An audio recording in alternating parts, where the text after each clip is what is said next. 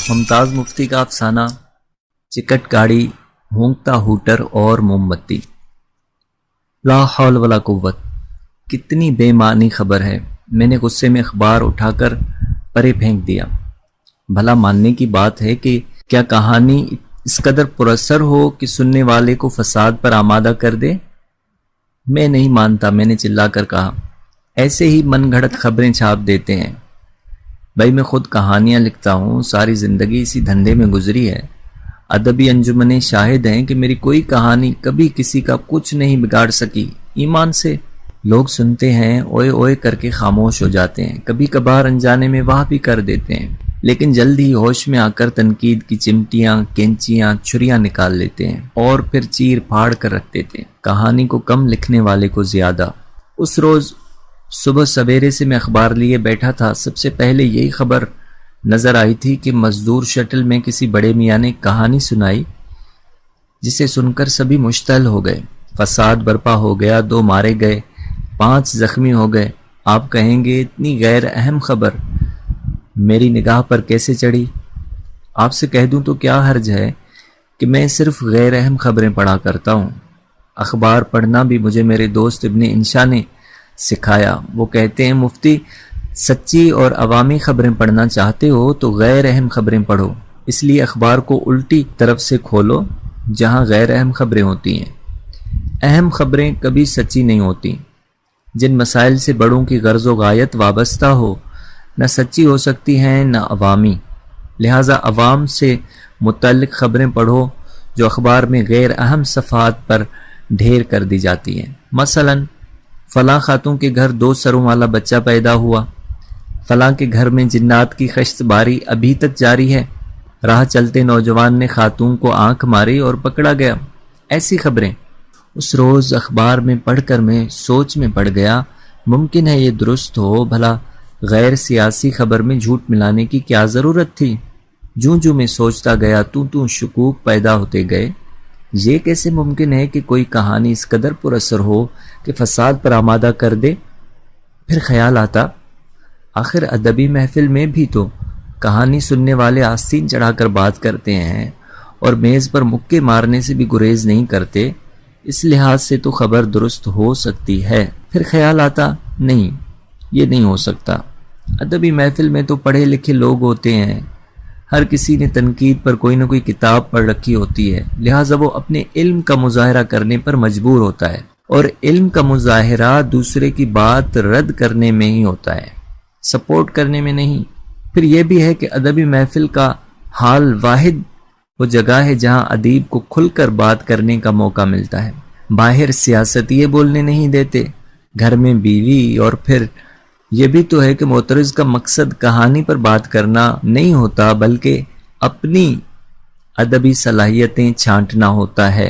مزدور نقاد تھوڑے ہوتے ہیں، وہ ایک معصوم سی کہانی پر کیسے مشتعل ہو سکتے ہیں؟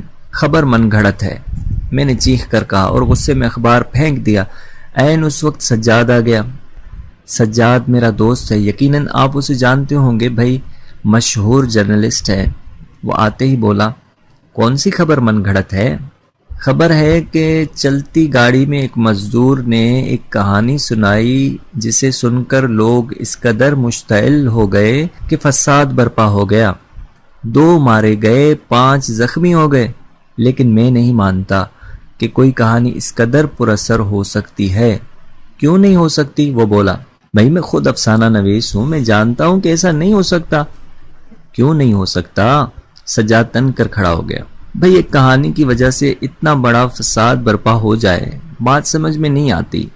البتہ ایک صورت ہے، اگر کہانی ذاتی نوعیت کی ہو تو پھر ہو سکتا ہے کہ سننے والے کو غصہ آ گیا ہو۔ سجاد نے نفی میں سر ہلایا، بولا یہ کہانی ذاتی نوعیت کی نہیں تھی۔ تمہیں پتہ ہے کیا؟ میں نے پوچھا۔ ہاں پتہ ہے، اس نے جواب دیا۔ کیسی کہانی تھی وہ؟ میں نے اسے کوریدا۔ عام سی، جیسے فیبلز ہوتی ہیں، مثلاً چڑی کاں کی کہانی۔ نہیں یار مذاق نہ کر، میں ہنس پڑا۔ اول تو کہانی میں اتنی طاقت نہیں ہوتی کہ فساد برپا کر سکے، پھر چڑی کاں جیسی کہانی، یہ خبر سرے سے ہی غلط معلوم پڑتی ہے۔ خبر تو بھائی 16 آنا مصدقہ ہے، سجاد نے تن کر کہا۔ تم کیسے کہہ سکتے ہو مصدقہ؟ میں نے پوچھا۔ بھائی میں خود وہاں موجود تھا، سجاد نے جواب دیا۔ موقع پر؟ ہاں موقع پر۔ تم نے وہ کہانی خود سنی تھی کیا؟ بالکل بھائی، میں کہانی سنانے والے کے قریب کھڑا تھا۔ تو یار مجھے سناؤ وہ کہانی، میں نے پینترا بدلا۔ بھائی وہ ایک عام سی کہانی تھی، جیسے ہوتی ہیں پرانی کہانیاں، اور سنانے والا ایک عام سا آدمی تھا، ایک معمر مزدور، اور کہانی سنانے سے اس کا کوئی خاص مقصد نہ تھا۔ تو پھر اس نے کہانی سنائی کیوں؟ میں نے پوچھا۔ یار بوڑھوں کی عادت ہوتی ہے، جہاں بیٹھتے ہیں کوئی اصلاحی بات یا نصیحت چھیڑ دیتے ہیں اور پھر اس کی سپورٹ میں کوئی فوک وزڈم کی کہانی سنا دیتے ہیں، یا سعدی یا مولانا روم کی کوئی حکایت۔ بہرحال وہ اپنی نوعیت کی کہانی تھی، سجاد نے کہا۔ تم سناؤ تو صحیح، میں نے سجاد کی منت کی۔ سجاد کرسی پر بیٹھ گیا، جیب سے سگریٹ نکالا، سلگایا، ایک لمبا کش لے کر دھواں چھوڑا، پھر جیسے کہانی سنانے کے لیے تیار ہو کر بیٹھ گیا، لیکن جلد ہی پھر ہچکچا کر بولا، اس وقت کہانی شاید پھس پھسی لگے۔ دراصل کہانی کا ماحول سے گہرا تعلق ہوتا ہے، تو ماحول بھی بیان کر دو، اس میں کیا مشکل ہے؟ میں نے کہا۔ کچھ دیر کے لیے سوچتا رہا، پھر بولا، تم فیکٹری شٹل کو جانتے ہو کیا، جس میں یہ حادثہ وقوع پذیر ہوا؟ بھائی ظاہر ہے وہ کوئی گاڑی ہوگی، میں نے جواب دیا۔ گاڑی تو ہے، سجاد بولا، لیکن ایک خصوصی گاڑی ہے۔ یہ گاڑی روز صبح شہر سے مزدوروں کو لاد کر تارپین آئل فیکٹری تک پہنچاتی ہے اور شام کو فیکٹری سے انہیں لاد کر شہر لے جاتی ہے۔ یہ فاصلہ تقریباً 40 میل کا ہے۔ اس لائن پر کوئی اسٹیشن نہیں، صرف فلنگ سٹاپ ہیں۔ جب یہ شٹل شہر پہنچتی ہے تو اسے باقاعدہ پلیٹ فارم پر نہیں لاتے، بلکہ اسٹیشن سے باہر سائیڈنگ پہ کھڑا کر دیتے ہیں۔ وہ کیوں؟ میں نے پوچھا۔ بھائی اس لیے کہ یہ گاڑی اس قابل نہیں ہے کہ اسے منظر عام پر لایا جائے، سجاد نے کہا۔ دراصل یہ گاڑی نہیں، تیلی کی دکان ہے۔ کل کوئی 6 بوگیاں ہوں گی، سب تیل سے چکٹ، سیٹیں، فرش، پہیے، پائیدان سب کالے دھت۔ نہ تو بوگیوں میں دروازوں کے پٹ ہیں، نہ کھڑکیوں کے شٹر، سامان رکھنے کے تختے بھی اکھاڑ لیے گئے ہیں، کھڑکیوں کو بند کرنے والے شیشے اور تختے ٹوٹ چکے ہیں، باتھ روم کے دروازے بھی غائب ہیں۔ ان بوگیوں میں نہ بتیاں ہیں نہ پنکھے، صرف یہی نہیں، بوگیوں کا ہر پیچ ڈھیلا ہے، پہیے چلنے کے ساتھ ساتھ جھولتے جھومتے بھی ہیں۔ ایک گاڑی کو دوسری گاڑی سے جوڑنے والے کنڈے تو ہیں، مگر بفرز کے شاک ابزاربرز کب کے دم توڑ چکے ہیں، چلتے ہوئے دھکے لگتے ہیں اور ساتھ عجیب غریب قسم کی آوازیں پیدا ہوتی ہیں، یوں جیسے پراسرار فلم میں بیک گراؤنڈ میوزک چل رہی ہو۔ سجاد ہنسنے لگا۔ وہ گاڑی نہیں، اونٹ ہے، اس کی کوئی کل سیدھی نہیں، البتہ ایک ہوٹر ہے جو بہت جاندار ہے، نہایت بھدی اور ڈراؤنی آواز میں گونجتا ہے، اور تقریباً سارا رستہ بجتا ہی رہتا ہے۔ کچھ دیر کے لیے وہ رک گیا۔ ہوا یوں، 4 دن پہلے تارپین آئل فیکٹری کے متعلق ایک خبر چھپی تھی کہ بے روزہ کی پھونک سے ہم ایک ایسی چیز بنانے میں کامیاب ہو گئے ہیں جو عوام کی زندگی پر گہرا اثر مرتب کرے گی۔ وہ پھر رک گیا۔ اخبار کے ایڈیٹر نے مجھ سے کہا، بھائی یہ کیا چیز ہے جو عوام کی زندگی پر گہرا اثر مرتب کرے گی؟ اس کی تفصیلات کا پتہ لگاؤ، اور اگر واقعی یہ چیز اہم ہے تو اس پر ایک فیچر لکھ دو۔ اس پر میں نے فیکٹری کے PR کو فون کر کے پوچھا کہ وہ کیا چیز ہے۔ وہ بولا، وہ چیز بتانے کی نہیں، دیکھنے کی ہے، یہاں آ جاؤ۔ اس وقت سے مجھے کل تارپین آئل فیکٹری جانا پڑا، وہاں دن بھر ریسرچ میں مصروف رہا، پھر شام کو اسی گاڑی سے لوٹا جس میں یہ حادثہ پیش آیا۔ سجاد خاموش ہو گیا، پھر بولا، چائے پلاؤ گے؟ میں نے چڑھ کر کہا، پہلے ساری بات مجھے بتا دو، پھر پلاؤں گا۔ وہ ہنسنے لگا، سگریٹ کا ایک لمبا کش لگایا، بولا، واپسی پر جب سٹاپ پر پہنچا تو گاڑی حرکت میں آ چکی تھی، خیر میں دوڑ کر اس پر سوار ہو گیا۔ اس وقت سورج غروب ہو رہا تھا، اندھیرا پھیل رہا تھا، گاڑی مزدوروں سے کھچا کھچ بھری ہوئی تھی۔ دراصل اس روز ان کا پے ڈے تھا، اس لیے حاضری فل تھی۔ گاڑی میں تیل، پسینے اور فکر مندی کے بو کے بھپکے اٹھ رہے تھے۔ وہ سب گردنیں جھکائے بیٹھے تھے، ہر کوئی اپنی ہی دنیا میں کھویا ہوا تھا، ایک دوسرے سے کوسوں دور، نہ جانے کہاں۔ تو کہتا ہے وہ پے ڈے تھا، میں نے اسے ٹوکا۔ بالکل پے ڈے تھا، سجاد نے جواب دیا۔ مزدور تو پے ڈے پر خوش ہوتے ہیں، میں نے کہا۔ یہ غلط فہمی ہے، سجاد بولا۔ مہینے بھر مزدور لوگ پے حاصل کرنے کی امید رچائے رکھتے ہیں، خواب دیکھتے ہیں۔ پے ڈے کو انہیں احساس ہوتا ہے کہ حصول کتنا عبث ہے، کتنا بے معنی ہے۔ کتنی عجیب بات ہے، سجاد مسکرایا، کہ زندگی کا المیہ حاصل نہ ہونے میں نہیں بلکہ حاصل ہو جانے کے بعد اس احساس میں ہے کہ کیا اسی کے لیے اتنی شورا شوری تھی۔ نٹشے کہتا ہے کہ ہماری زندگی کا عظیم ترین لمحہ وہ ہے جب ہماری بڑی سے بڑی آرزو، بڑی سے بڑی کامیابی ہماری نگاہ میں ہیچ نظر آتی ہے۔ ہٹا یار، میں نے چڑھ کر کہا، نٹشے بازی چھوڑ، مجھے وہ کہانی سنا۔ وہ میری بے قراری پر ہنسنے لگا۔ ایک معمولی سی کہانی کے لیے تم خود کو رسی کی طرح بل دے رہے ہو۔ یہ کہہ کر اس نے سگریٹ کا ایک لمبا کش لیا اور بات شروع کی۔ بولا، اتفاق سے مجھے کھڑے ہونے کے لیے وہی جگہ ملی جہاں وہ بڈھا مزدور داستان گو بیٹھا تھا۔ ایک دبلا پتلا مزدور میرے پاس کھڑا تھا۔ بولا، میاں جی آپ کہانی سنانے لگے تھے؟ ہاں ہاں، وہ بڈھا بولا۔ یہ ان دنوں کا واقعہ ہے جب غلام رکھنے کی رسم عام تھی۔ بازار میں ہر اٹھوارے میں منڈی لگا کرتی تھی جس میں غلام کھلم کھلا بکتے تھے۔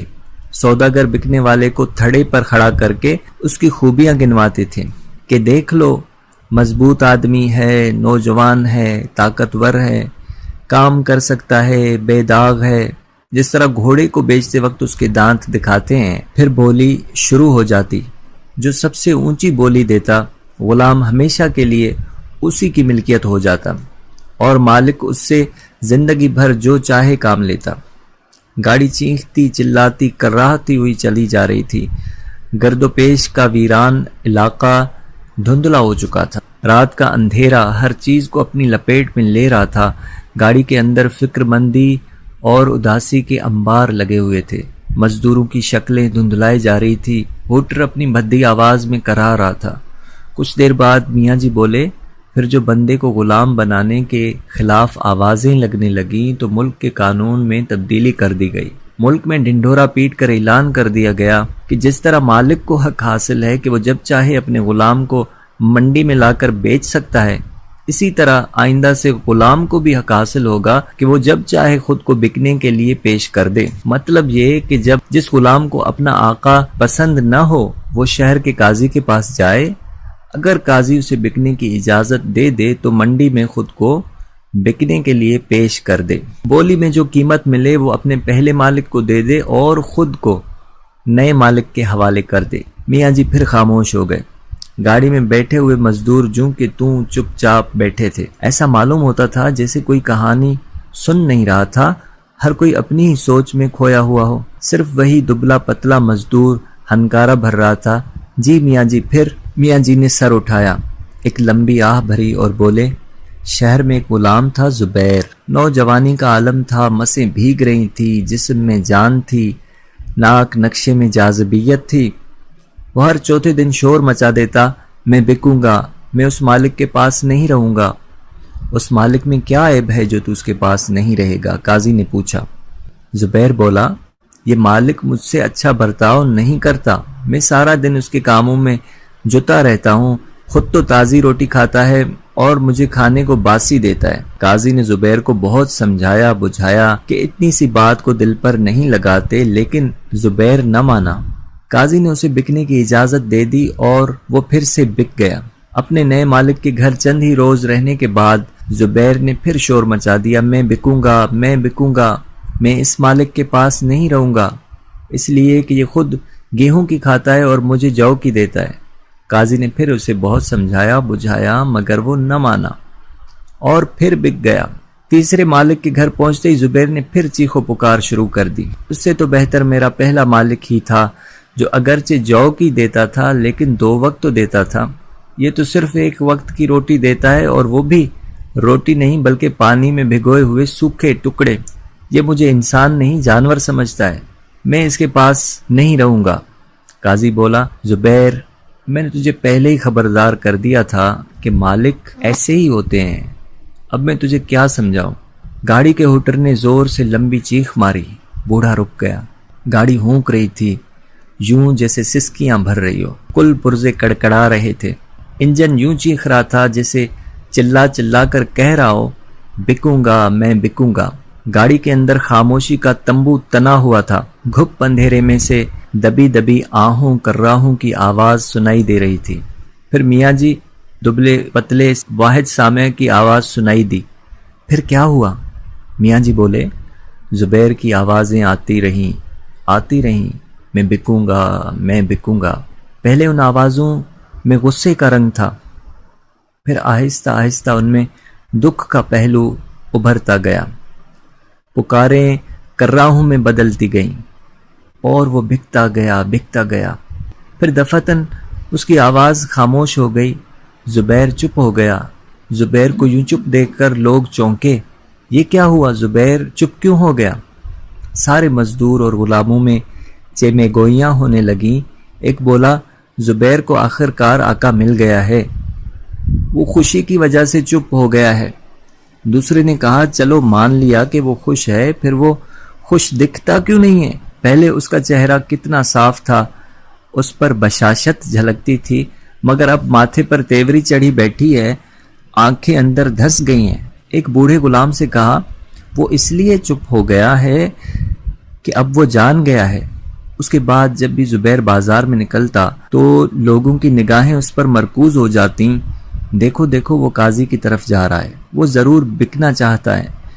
لیکن جب وہ دیکھتے کہ اس کا رخ کسی اور طرف ہے تو مایوس ہو جاتے، پھر وہ آوازیں کستے، زبیر تو قاضی کے پاس کیوں نہیں جاتا؟ کیا تو بکنا نہیں چاہتا؟ کیا تو خوش ہے؟ لیکن زبیر ان آوازوں کو انسنی کر کے گردن جھکائے چلا جاتا۔ لوگوں کی آپس میں شرطیں بند گئیں، مگر کچھ لوگ کہتے تھے کہ زبیر خوش ہے، کچھ کہتے تھے وہ خوش نہیں۔ شرط پر فیصلہ سننے کے لیے لوگوں نے اپنی آوازیں تیز تر کر دی۔ آخر ایک روز ان آوازوں سے اکتا کر زبیر رک گیا۔ اس نے منہ موڑ کر آواز لگانے والے کی طرف دیکھا اور چلا کر کہا، میں نہیں بکوں گا، میں نہیں بکوں گا، میں خوش ہوں، بہت خوش ہوں۔ آوازیں لگانے والوں پر خاموشی طاری ہو گئی۔ ابھی زبیر نے جانے کے لیے رخ ہی بدلا تھا کہ مجمع سے ایک آواز آئی، تو کیوں نہیں بکے گا؟ وجہ؟ زبیر پھر رک گیا۔ بولا، میرا آقا علم کا رسیہ ہے، مطالعے کا شوقین ہے، مگر اتنا کنجوس ہے کہ چراغ دان نہیں خریدتا۔ رات کو جب وہ مطالعہ کرتا ہے تو چراغ میری ہتھیلی پر رکھ دیتا ہے، یوں میں آدھی آدھی رات تک چراغ اٹھائے رہتا ہوں۔ نہیں، میں نہیں بکوں گا، وہ چیخ کر بولا۔ میں ڈرتا ہوں کہ میرا اگلا مالک مجھے تیل پلا دے گا اور میرے منہ سے بتی نکال کر مجھے دیا بنا لے گا۔ نہیں، میں نہیں بکوں گا، میں نہیں بکوں گا۔ بڈھا خاموش ہو گیا۔ گاڑی پر سکوت طاری ہو گیا۔ اندھیرا اس قدر گاڑھا تھا کہ محسوس ہوتا تھا جیسے کسی نے ہمیں کنویں میں دھکا دے دیا ہو۔ سانس لینا مشکل ہو رہا تھا۔ یوں ہی صدیاں بیت گئیں۔ پھر دفعتاً گاڑی کا ہوٹر کراہنے لگا، میں نہیں بکوں گا، میں نہیں بکوں گا۔ اس پر گاڑی میں ایک حرکت پیدا ہوئی۔ ایک آواز آئی، میاں جی نے تو مجھے تانا دیا ہے، عبداللہ میرا مذاق اڑا رہا ہے۔ ایک مزدور کھڑا ہو گیا، بولا، یہ تجھے تانے نہیں دے رہا، عبداللہ میرا مذاق اڑا رہا ہے۔ مجھے پتا ہے اس کی آواز میں تشدد تھا۔ نہیں، دبلا پتلا مزدور بولا، میاں جی تو کہانی سنا رہے تھے، ٹھہر جاؤ۔ تشدد بھری آواز پھر آئی، اس بڈھے کو اچھی طرح جانتا ہوں، میں اس کو سمجھ لوں گا۔ پھر اس ہنگامے میں ایک دھونس سنائی دی اور ایک اونچا لمبا آدمی چھلانگ لگا کر کونے سے باہر نکل آیا۔ تو رہنے دے، لمبا تڑنگا بولا، اس بڈھے نے تجھے نہیں مجھے چھیڑا ہے، مجھے، میرا نام زبیر ہے، میں اسے بتاؤں گا کہ میں کیوں بکنا نہیں چاہتا۔ ہٹ جاؤ، ہٹ جاؤ۔ جس نے اس کی حمایت کی اسے میں سمجھ لوں گا۔ پھر بوگی میں چاروں طرف سے تشدد بھری آوازیں آنے لگیں۔ سجاد نے کہا، یہ عالم دیکھ کر میں ڈر کر پیچھے ہٹ گیا اور ایک دوسرے سے گتھم گتھا ہو گئے۔ گاڑی کے پہیے ہونک رہے تھے، بفر ٹکرا ٹکرا کر دھکے دے رہے تھے۔ ہوٹر چلا جا رہا تھا، میں نہیں بکوں گا، میں نہیں بکوں گا۔ ہوٹر چلا رہا تھا، میں نہیں بکوں گا، میں نہیں بکوں گا۔ سجاد خاموش ہو گیا، دیر تک خاموش بیٹھا رہا، جیسے گہری سوچ میں پڑا ہو۔ پھر اس نے ایک لمبی آہ بھری۔ سچی بات یہ ہے مفتی، وہ بولا، میرا جی چاہتا تھا کہ بڑھ کر اس بڈھے کی ناک پر گھونسا مار دوں۔ وہ کیوں؟ میں نے پوچھا۔ پتہ نہیں، سجاد ہنسا۔ مجھے ایسا لگا جیسے اس بڈھے نے میرا راز مجھ پر کھول دیا ہو۔ پہلی مرتبہ میں نے محسوس کیا جیسے میرے ایڈیٹر نے مجھے موم بتی بنا کر دونوں سروں پر جلا رکھا ہو تاکہ اس کا اپنا نام روشن ہو سکے۔